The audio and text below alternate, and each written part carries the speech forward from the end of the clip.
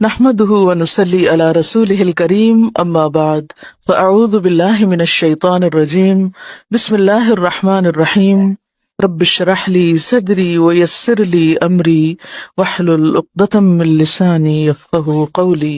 جمعہ بہترین دن۔ رسول اللہ صلی اللہ علیہ وسلم نے فرمایا، خیر یوم طلعت علیہ الشمس یوم الجمعۃ فیہ خلق آدم وفیہ ادخل الجنہ وفیہ اخرج منہا ولا تقوم الساعة الا فی یوم الجمعہ۔ بہترین دن جس پر سورج طلوع ہو کر چمکے جمعہ کا دن ہے۔ اسی دن آدم علیہ السلام پیدا ہوئے، اسی دن جنت میں داخل کیے گئے، اسی دن جنت سے زمین پر اتارے گئے، اور قیامت بھی جمعے کے دن قائم ہوگی۔ جمعے کی فرضیت، ارشاد باری تعالیٰ ہے، یا ایھا الذین آمنوا اذا نودی للصلاۃ من یوم الجمعۃ فاسعوا الی ذکر اللہ وذروا البیع ذلکم خیر لکم ان کنتم تعلمون۔ اے اہل ایمان، جب جمعہ کے دن نماز کے لیے آذان دی جائے تو اللہ کے ذکر اور نماز کی طرف دوڑو، اس وقت کاروبار چھوڑ دو، اگر تم سمجھو تو یہ تمہارے حق میں بہت بہتر ہے، یعنی اسی میں تمہارا فائدہ ہے۔ لیکن سمجھنے کی بات ہے نا، کچھ لوگ اس وقتی تجارت میں فائدہ سمجھتے ہیں جو حقیقت میں خسارہ ہے، یعنی اس وقت تجارت کرنا یا اس وقت دنیا کے کام کرتے رہنا اور اللہ کی پکار پر لبیک نہ کہنا۔ حضرت ابو الجعد دمری رضی اللہ عنہ سے روایت ہے کہ رسول اللہ صلی اللہ علیہ وسلم نے فرمایا، جو شخص سستی کی وجہ سے 3 جمعے چھوڑ دے تو اللہ تعالیٰ اس کے دل پر مہر لگا دیتا ہے۔ آپ صلی اللہ علیہ وسلم نے فرمایا، لوگ جمعہ چھوڑنے سے باز آ جائیں ورنہ اللہ تعالیٰ ان کے دلوں پر مہر لگا دے گا، پھر وہ غافل ہو جائیں گے۔ تو اس سے پتہ چلتا ہے کہ جب انسان ایک نافرمانی کرتا ہے اور اس کے بعد توبہ نہیں کرتا اور پھر دوبارہ وہی کام کرتا ہے اور پھر سے 12 وہی کام کرتا ہے، تو پھر وہ اللہ کی رحمت سے دور ہونے لگتا ہے اور ایسا بے حس ہوتا ہے کہ نیکی کا شوق بھی اور گناہوں پر کسی قسم کی فکر اور پریشانی سب ختم ہو کر رہ جاتا ہے۔ حضرت ابن مسعود سے روایت ہے کہ رسول اللہ صلی اللہ علیہ وسلم نے ان لوگوں کے گھروں کو جو جمعہ سے پیچھے رہ جاتے ہیں جلا دینے کا قصد کیا، یعنی یہ ارادہ کیا کہ ان کے گھر ہی جلا دیے جائیں۔ جمعہ کا چھوڑنا بہت بڑا گناہ ہے، اس پر شدید وعید ہے، لہٰذا ہر مسلمان پر جمعہ پڑھنا فرض ہے، اس میں ہرگز سستی نہیں کرنی چاہیے۔ جب خطیب ممبر پر چڑھے اور اذان ہو جائے تو سارے کاروبار حرام ہو جاتے ہیں۔ جمعہ کے متفرق مسائل۔ نمبر 1، رسول اللہ صلی اللہ علیہ وسلم نے فرمایا، جس کا اللہ اور آخرت کے دن پر ایمان ہے اس پر جمعہ فرض ہے۔ مریض، مسافر، عورت، نابالغ لڑکا اور غلام جمعہ کی فرضیت سے مستثنی ہے، یعنی ان پر جمعہ فرض نہیں، اگر چاہیں تو پڑھ لیں، نہیں تو ظہر کی نماز بھی کافی۔ نمبر 2، نبی صلی اللہ علیہ وسلم نے فرمایا، جو شخص جمعہ کے روز خوب اچھی طرح نہائے اور پا پیادہ یعنی پیدل مسجد میں جائے، امام کے نزدیک ہو کر دل جمی سے خطبہ سنے، یعنی ادھر ادھر غفلت کے ساتھ نہیں بلکہ پوری توجہ کے ساتھ اگلی صفوں میں بیٹھ کر، اور کوئی لغو بات نہ کرے، تو اس کو ہر قدم پر 1 برس کے روزوں کا اور اس کی راتوں کے قیام کا ثواب ہوگا۔ یعنی اتنا فضیلت والا عمل ہے اگر کوئی شخص پوری توجہ اور محبت اور شوق کے ساتھ کرے۔ حضرت سلمان فارسی رضی اللہ عنہ سے روایت ہے کہ رسول اللہ صلی اللہ علیہ وسلم نے فرمایا، جو شخص جمعہ کو نہائے اور جس قدر پاکی حاصل ہو سکے کرے، یعنی اپنے جسم کی بھی صفائی، اپنے بالوں کی، ہر چیز کی، پھر تیل یا اپنے گھر سے خوشبو لگائے جو بھی میسر ہو، یعنی تھوڑا اہتمام کے ساتھ نکلے، اور مسجد کو جائے، وہاں 2 آدمیوں کے درمیان راستہ نہ بنائے، یعنی لوگوں کی گردنیں نہ پھلانگے یا ان کو پریشان نہ کرے آگے جانے کے لیے، یعنی جہاں جگہ ملے وہیں بیٹھ جائے، پھر اپنے مقدر کی نماز پڑھے، پھر دوران خطبہ خاموش رہے، تو اس کے گزشتہ جمعہ سے لے کر اس جمعہ تک کے گناہ بخش دیے جاتے ہیں۔ اب یہاں پر گناہوں کی بخشش کس چیز کے ساتھ منسلک ہے کہ انسان اپنی ذات سے کسی کو تکلیف نہ دے، یعنی صرف اتنا نہیں کہ آپ خود شوق سے چلے ہیں نیکی کرنے، عبادت کرنے، اور اپنے شوق میں دوسروں کے لیے باعث اذیت ہیں، ایسا نہیں ہونا چاہیے۔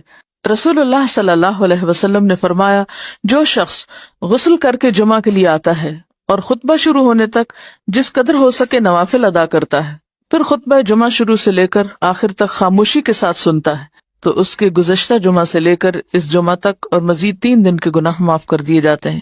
حضرت عبداللہ بن عباس رضی اللہ عنہ فرماتے ہیں، مسجد نبوی کے بعد جو سب سے پہلا جمعہ پڑھا گیا وہ بحرین کے گاؤں جوافہ میں عبد القیس کی مسجد میں تھا۔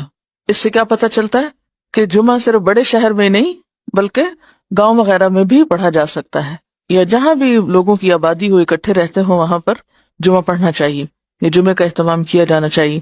یہاں اس موقع پر میں یہ یاد دہانی آپ کو کرا دوں کہ جن خواتین کے لڑکے ہیں خاص طور پر، ان کو، اپنے شوہروں کو، اپنے مرد رشتہ داروں کو یہ احادیث ضرور پڑھوا دیں یا ان کو یاد دہانی کرا دیں، تاکہ وہ اگر جاتے بھی ہیں جمعہ پڑھنے تو شوق سے جایا کریں اور ان آداب کا خیال بھی رکھیں جو رکھنے چاہیے۔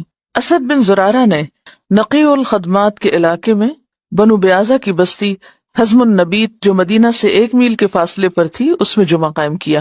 حضرت عبداللہ بن عمر مکہ اور مدینہ کے درمیان بسنے والے لوگوں کو جمعہ پڑھتے دیکھتے تو اعتراض نہ کرتے۔ نمبر 4، حنین کے دن بارش ہو رہی تھی تو رسول اللہ صلی اللہ علیہ وسلم نے اپنے منادی کو حکم دیا، آج اپنے اپنے قیام گاہوں میں نماز پڑھنے کا اعلان کر دو، اور وہ جمعہ کا دن تھا۔ یعنی اگر بارش کا موسم ہو اور جانے میں تکلیف ہو تو ایسی صورت میں پھر ظہر کی نماز گھر پہ پڑھی جا سکتی ہے جب نکلنے میں حرج ہو۔ حضرت ابو ہریرہ سے روایت ہے کہ نبی صلی اللہ علیہ وسلم نے فرمایا، آج کے دن 2 عیدیں، عید اور جمعہ اکٹھی ہو گئی ہیں، جو شخص صرف عید پڑھنا چاہے اسے وہ کافی ہے، لیکن ہم عید اور جمعہ دونوں پڑھیں گے۔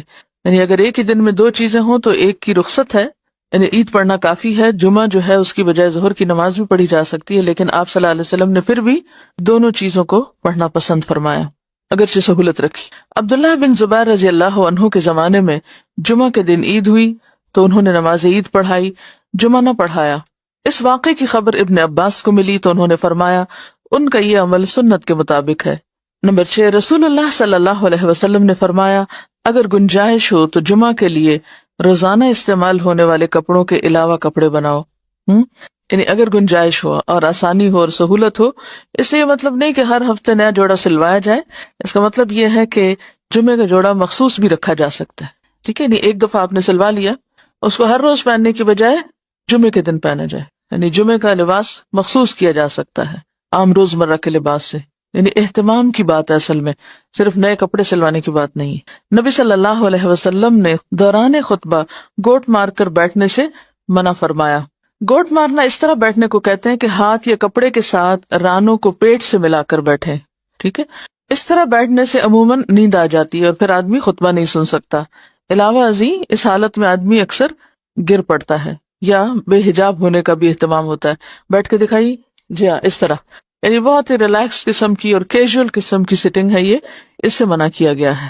نمبر 8، جابر بن سمرہ رضی اللہ عنہ سے روایت ہے کہ رسول اللہ صلی اللہ علیہ وسلم کھڑے ہو کر خطبہ دیتے اور 2 خطبوں کے درمیان بیٹھتے۔ جو شخص یہ کہے کہ آپ بیٹھ کر خطبہ دیتے تھے اس نے غلط بیانی کی۔ حضرت کعب بن عجرہ سے روایت ہے کہ وہ مسجد میں داخل ہوئے اور عبد الرحمن ابن ام الحکم بیٹھے ہوئے خطبہ دے رہے تھے۔ کعب نے کہا، اس خبیث کی طرف دیکھو، بیٹھے ہوئے خطبہ دیتا ہے، حالانکہ اللہ تعالیٰ فرماتے ہیں وَإِذَا رَأَوْا تِجَارَةً أَوْ لَهْوًا انفضوا إِلَيْهَا وَتَرَكُوكَ قَائِمًا، اور جب یہ لوگ کوئی سودا بکتا دیکھتے ہیں یا کوئی تماشا دیکھتے ہیں تو اس کی طرف بھاگ اٹھتے ہیں اور آپ کو خطبے میں کھڑا ہی چھوڑ دیتے ہیں۔ یعنی قرآن پاک سے یہ بات پتہ چلتی ہے کہ خطبہ کھڑے ہو کر دینا چاہیے۔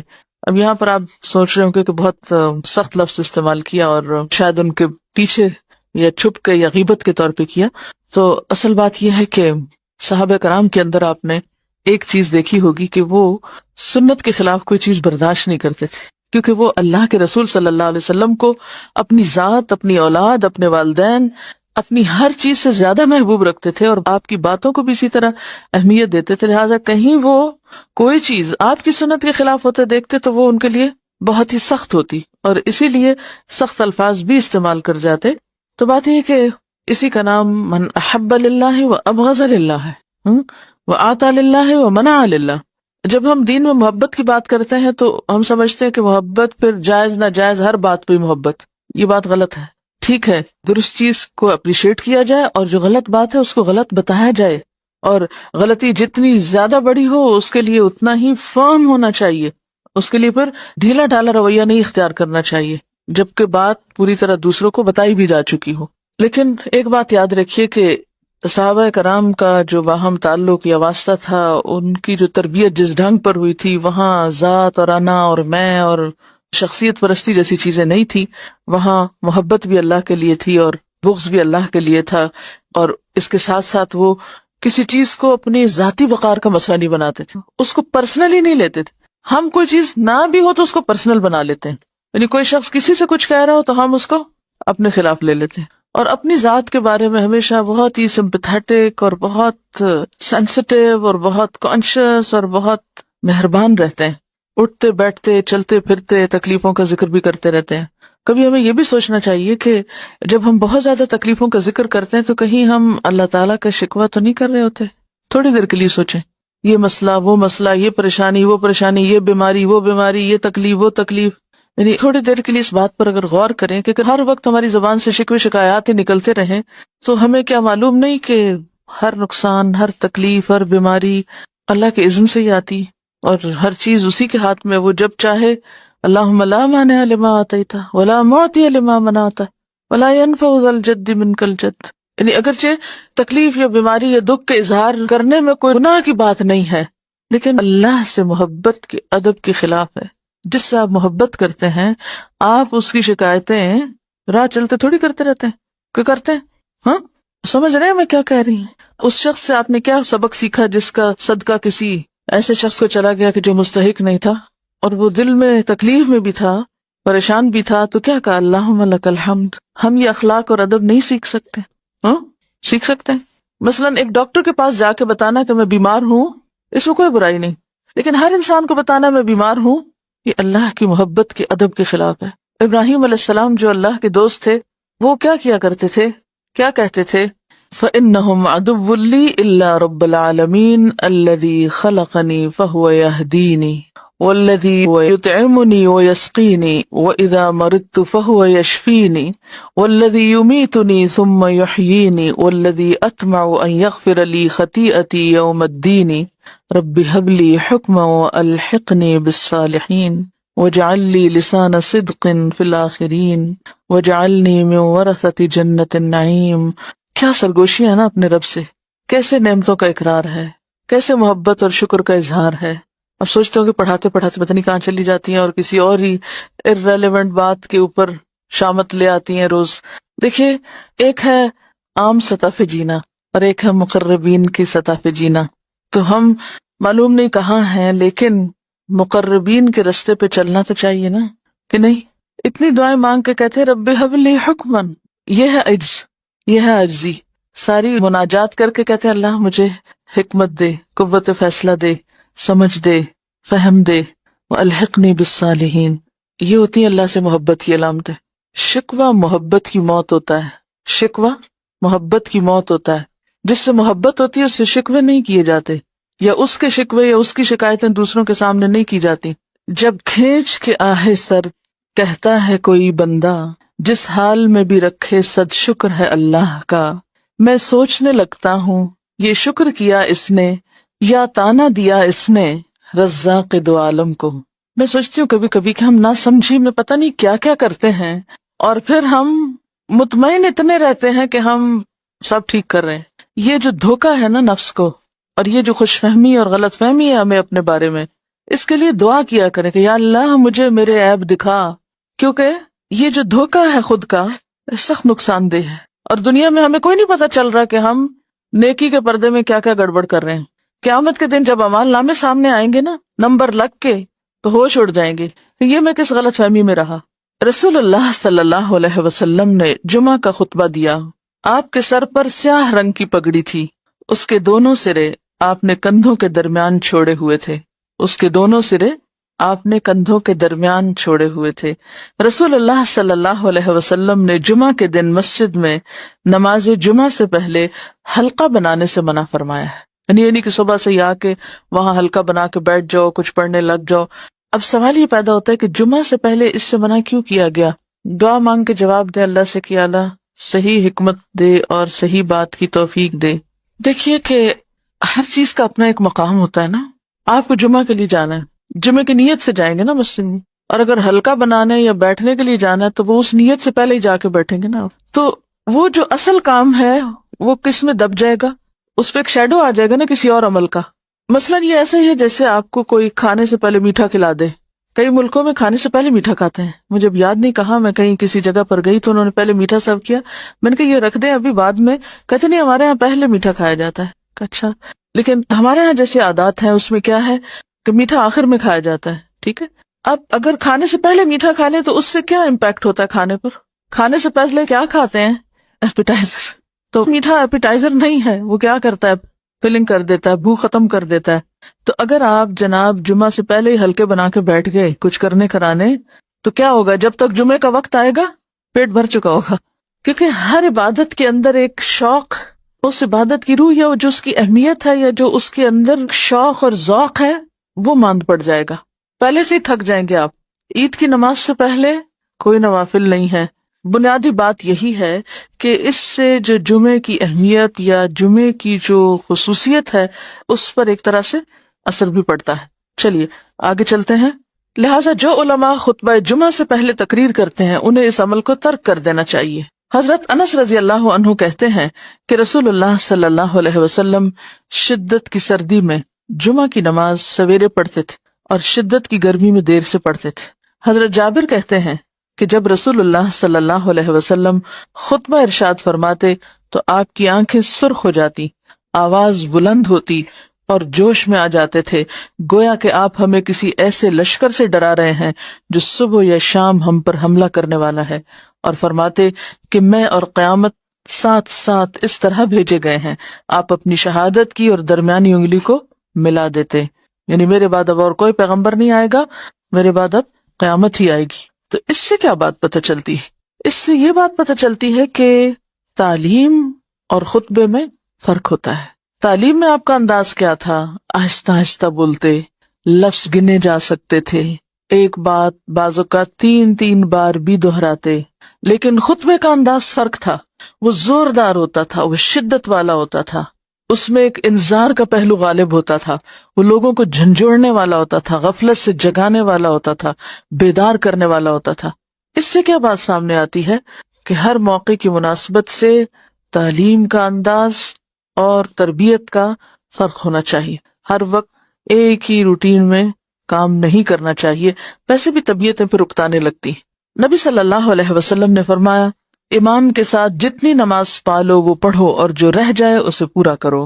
اس حدیث کی روح سے نماز جمعہ کی دوسری رکعت کے سجدہ یا تشہد کو پانے والا سلام پھرنے کے بعد اٹھ کر 2 رکعتیں پڑھے گا، 4 نہیں، کیونکہ اس کی فوت شدہ نماز 2 رکعتیں ہیں، 4 رکعتیں نہیں. یعنی جمعہ اگر اپنے آخری حصے میں آپ نے پایا، ایسا امام جو تھا وہ آخری سجدہ کر رہا تھا اور آپ مسجد میں داخل ہوئے، یا وہ اتحیات بیٹھے تو سلام سے پہلے آپ بیٹھ گئے ساتھ، تو ایک طرح سے جمعے کا ثواب تو مل گیا.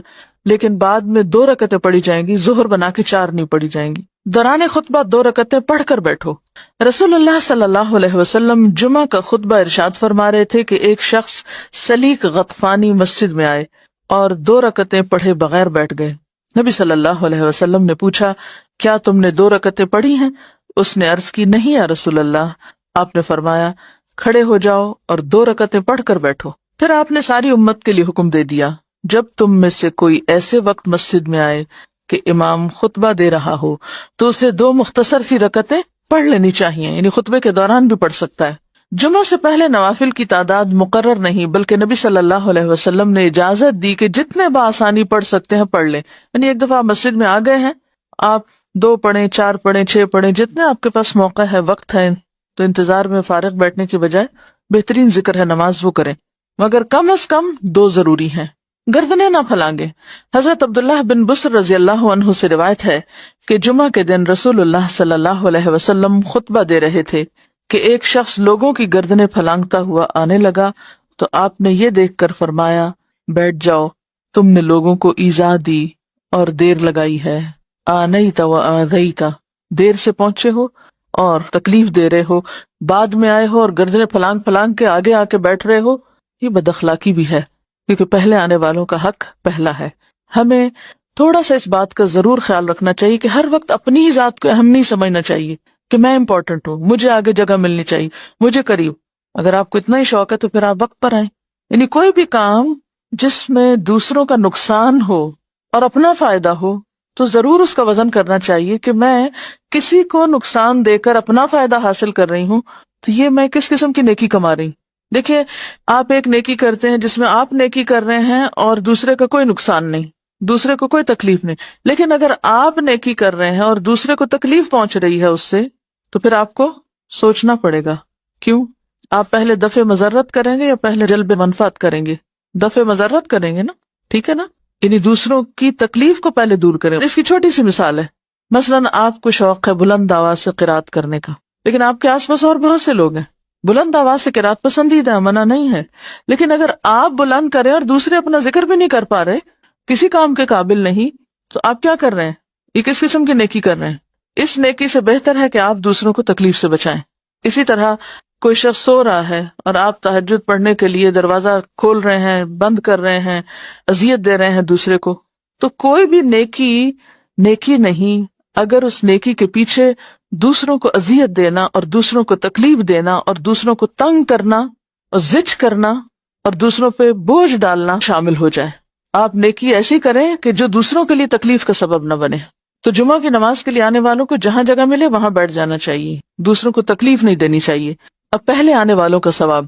حضرت ابو ہریرہ کہتے ہیں کہ رسول اللہ صلی اللہ علیہ وسلم نے فرمایا، فرشتے جمعہ کے دن مسجد کے دروازے پر ثواب لکھنے کے لیے کھڑے ہوتے ہیں اور سب سے پہلے آنے والے کا نام لکھ لیتے ہیں، پھر اس کے بعد آنے والے کا، اسی طرح لکھتے جاتے ہیں.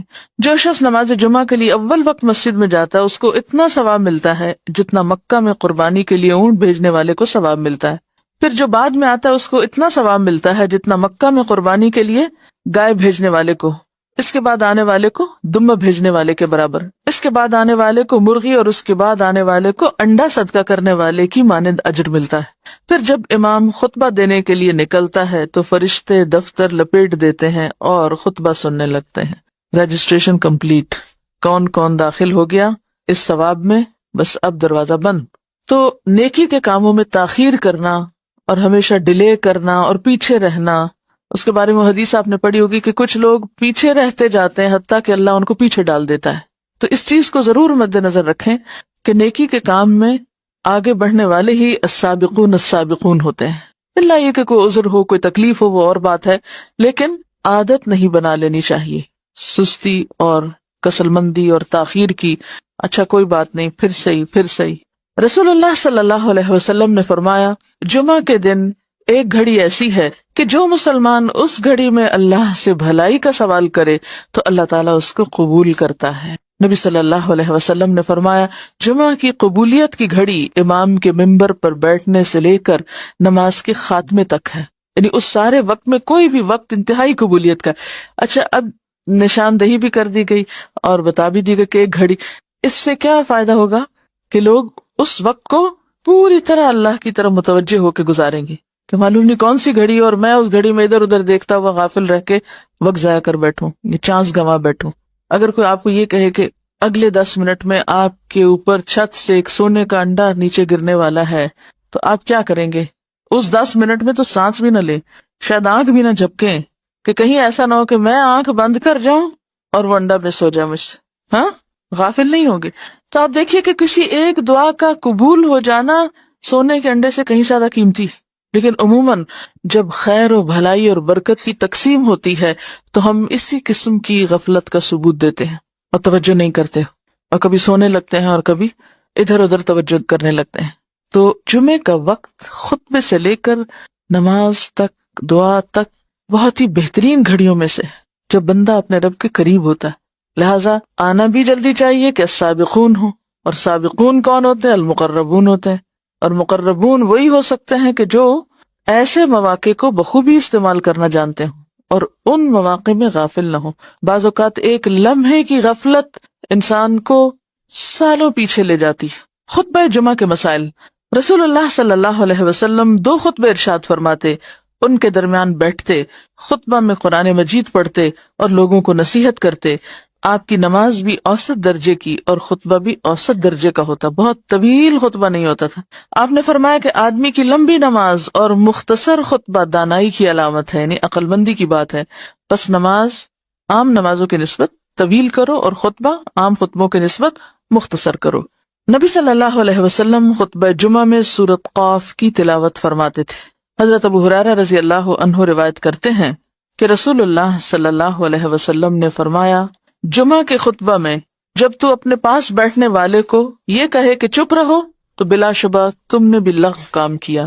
یعنی اتنا بولنے کی بھی اجازت نہیں کہ انسان کسی سے کہے بی کوائٹ یا چپ. چپ لفظ بولنا جو ہے یہ بھی لغو میں شمار ہوتا ہے، کیونکہ پیچھے آیا نا کہ جس نے لغو بات نہ کی، تو ہم سمجھتے ہیں لغو بات سے مراد کوئی شاید قصے کہانیاں ہیں یا کوئی لطیفے سنانا ہے یا فضول باتیں ہیں. نہیں، بالکل جینون بات کرنا کہ ایک شخص شور کر رہا ہے یا بول رہا ہے تو اس کو چپ کرانا، یا امر بالمعروف یا نہی عن المنکر جو ہے وہ بھی اس وقت منع ہے. یہ ساری چیزیں کس چیز کی علامت ہے؟ یہ سارے جو ادب آداب جمعے کے دن سکھائے جا رہے ہیں، نہا دھو کے جاؤ، اس جمعے سے پہلے مت بیٹھو طویل وہاں، اور پھر خطبہ مختصر ہو، اور پھر اس مخصوص وقت میں دعا قبول ہوتی ہے. یہ سب چیزیں کیا بتا رہی ہیں؟ کس چیز کی طرف لے جا رہی ہیں؟ یعنی مقصود کیا ہے؟ یعنی انتہائی توجہ اور یکسوئی کے ساتھ اس روحانیت کو حاصل کرنا جو اس دن میں دی جانی مطلوب ہے، وہ تعلیم حاصل کرنا، وہ سیکھنا اور وہ فائدہ اٹھانا جو جمعے کے دن کو مقرر کر کے اللہ نے بندوں کے لیے رکھا ہے. یعنی ساری چیزیں ایک ہی چیز کے اوپر لے جا رہی ہیں، اور وہ ہے یکسوئی کی پریکٹس. یکسو، مکمل کنسنٹریشن، مکمل توجہ، انابت اللہ. حضرت ابن عمر کہتے ہیں کہ رسول اللہ صلی اللہ علیہ وسلم نے اس سے منع فرمایا کہ آدمی اپنے بھائی کو اٹھا کر اس کی جگہ پہ بیٹھے. نافع سے پوچھا گیا کیا صرف جمعہ میں منع ہے؟ فرمانے لگے جمعہ میں اور اس کے علاوہ بھی. یعنی آپ یہ نہیں کر سکتے کہ کہیں پر جائیں اور کوئی شخص بیٹھا تو آپ اس سے کہیں تم اٹھو یہاں سے، مجھے یہ جگہ اچھی لگتی ہے، مجھے بیٹھنا ہے. یہ معیوب بات ہے، ناپسندیدہ ہے. پھر خود پسندی کی بات بھی ہے کہ آپ اپنے آپ کو اتنا امپورٹنٹ سمجھتے ہیں، اپنی اتنی اہمیت جانتے ہیں کہ آپ دوسروں کو اذیت دے کے خود اپنی جگہ بنانا چاہتے ہیں. اصل بات یہ کہ جب تک ہم اپنی خود پسندی سے اور اپنی انا سے اور اپنی ذات کی اہمیت کے شوق سے اور ذاتی بڑائی کے شوق سے باہر نہیں نکلیں گے، بہت سی نیکیوں سے محروم رہ جائیں گے، بلکہ نیکیوں کے شوق میں بھی گناہیں کرتے رہیں گے. حضرت عمارہ بن ربیبہ سے روایت ہے کہ انہوں نے بشیر بن مروان کو جمعہ کے دن منبر پر دونوں ہاتھ اٹھاتے ہوئے دیکھا تو فرمایا اللہ تعالیٰ ان دونوں ہاتھوں کو ہلاک کرے. عمارہ بن ربیبہ کون ہیں؟ صحابی ہیں. انہوں نے بشیر بن مروان کو جمعہ کے دن منبر پر دونوں ہاتھ اٹھائے ہوئے دیکھا تو فرمایا اللہ تعالیٰ ان دونوں ہاتھوں کو ہلاک کرے. نبی صلی اللہ علیہ وسلم خطبہ میں صرف ایک ہاتھ کی شہادت والی انگلی سے اشارہ کرتے تھے اور بس. یعنی اس نے خطبہ دیتے ہوئے کیا کیا؟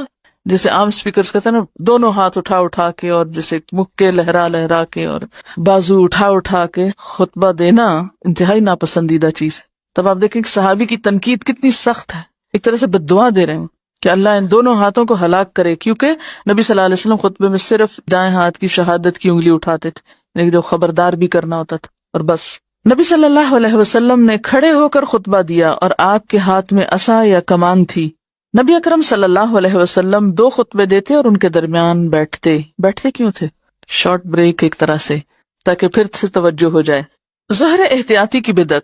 بعض لوگ نماز جمعہ کے علاوہ ظہر احتیاطی پڑھتے ہیں اور اس کا فتویٰ بھی دیتے ہیں، حالانکہ رسول اللہ صلی اللہ علیہ وسلم کی ذات پاک اور آپ کے بے شمار صحابہ کرام سے جمعہ کے بعد نماز ظہر کا پڑھنا کہیں ثابت نہیں.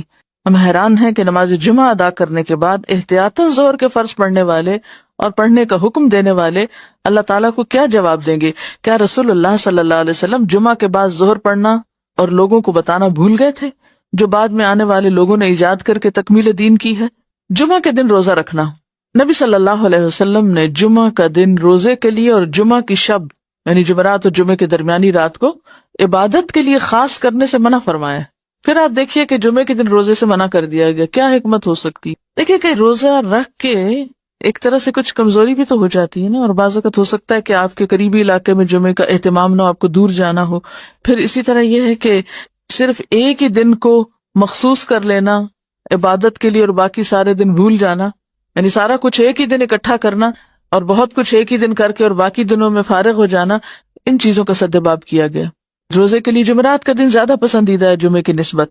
اور پھر شب جمعہ جو ہے اس کی عبادت سے بھی روکا گیا ہے، یعنی شب بیداری مت کرو اس رات. کیوں؟ پھر جمعے کا حق مارا جائے گا. کیونکہ بعض اوقات ہم اصل کام تک پہنچتے پہلے خود ساختہ کام شروع کر دیتے ہیں، اور یہ شیطانی حربے بھی بعض اوقات ہوتے ہیں اصل کام سے توجہ ہٹانے کے لیے.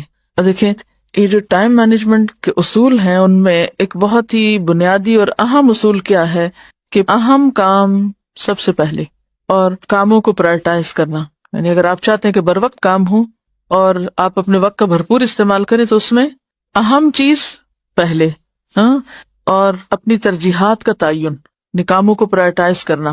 یہ بہت اہم ہے. کیوں؟ اس لیے کہ جمعے کے دن کی سب سے اہم عبادت کیا ہے؟ نماز جمعہ، اور اس دن کا خطبہ سننا اور اس کی تیاری کرنا اور بر وقت مسجد پہنچنا. اگر ہم اس کام کے ساتھ کچھ اور کام ایجاد کر لیتے ہیں عبادت کے نام پر جس سے آپ نے منع فرمایا، تو ہم دراصل کیا کر رہے ہیں؟ اصل کام کی ترجیح پر اثر انداز ہو رہے ہیں، یعنی اصل کام کو اہم نہیں بلکہ غیر اہم کر رہے ہیں. عید کے دن بھی روزہ رکھنے سے آپ نے منع فرمایا نا، اور جمعہ بھی ایک چھوٹی عید ہے، ایک طرح سے خوشی کا دن بھی ہے. دیکھیے کہ بعض لوگ تہجد پڑھ لیتے ہیں، فجر قضا کر دیتے ہیں. اسی طرح اگر کوئی شخص جمعے کی رات عبادت کرتا رہے اور جب جمعے کا وقت آئے تو اس وقت وہ سست ہو کے بیٹھ جائے اور خطبہ جمعہ میں بھرپور نیند لے کے اٹھے. کیونکہ اکثر ایسے ہی ہوتا ہے نا، جو لوگ راتوں کو بے وجہ جاگتے ہیں وہ پھر تعلیم کے وقت خوب سوتے ہیں اور سو کر سارے سونے کے انڈے کھو دیتے ہیں. دیکھیے کہ رات کی عبادت اور مخصوص کر لینا اس رات کو اور روزہ رکھنا یہ ایک انفرادی عبادت ہے، لیکن نماز جمعہ ایک اجتماعی عبادت ہے. تو بعض اوقات ہم انفرادی کاموں میں، ذاتی کاموں میں اس طرح لگ جاتے ہیں کہ اجتماعی کام جو ہیں وہ متاثر ہو جاتے ہیں، تو یہ درست نہیں. یعنی اس میں بہت سی حکمتیں ہو سکتی ہیں. جمعہ کا دن اور درود شریف کی کثرت. آپ صلی اللہ علیہ وسلم نے فرمایا، جمعہ کے دن مجھ پر بکثرت درود بھیجو، تمہارا درود مجھے پہنچایا جاتا ہے. جمعہ کی اذان. حضرت صائب بن یزید سے روایت ہے کہ رسول اللہ صلی اللہ علیہ وسلم حضرت ابو بکر اور عمر رضی اللہ